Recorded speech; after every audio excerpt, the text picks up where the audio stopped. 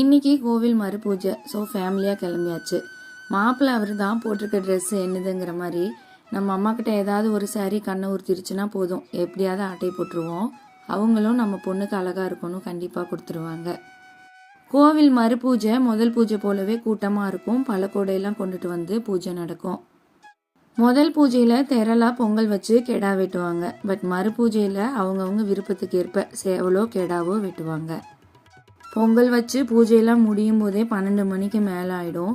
வீட்டுக்கு வர்றதுக்கு 2 o'clock மேலே ஆயிடுச்சு.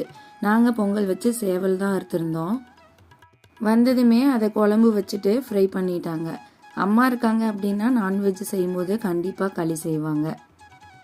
பிகாஸ் எனக்கு களி செய்ய தெரியாது, அதனால் அம்மா இருக்கும்போது கண்டிப்பாக செஞ்சுருவோம். நான்வெஜ் குழம்புக்கு பெஸ்ட்டு காம்போனா அது களி தான். நாட்டுக்கோழி குழம்பு, வறுவல், களின்னு சூப்பராக இருந்தது டின்னர். வீடியோ பிடிச்சிருந்தா சப்ஸ்கிரைப் பண்ணிக்கோங்க.